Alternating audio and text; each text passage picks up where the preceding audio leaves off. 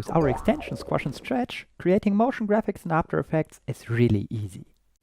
I just select some layers, choose a behavior I want, and apply it. Then I do the same for all other layers, and I'm done.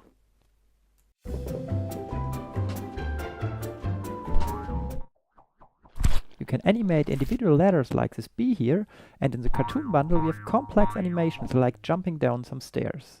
And since Squash and Stretch just creates keyframes, you can adjust them easily to your scene. Of course, you can also flip the animations easily if you want them to go in the other direction.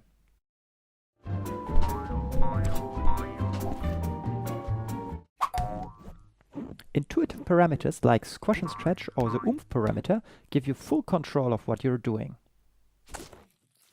Some behaviors even come with multiple variants, such that you can create more variations by applying one variant to one layer and another variant to another layer. And since we continue to develop more bundles, the behaviors you can use get more and more.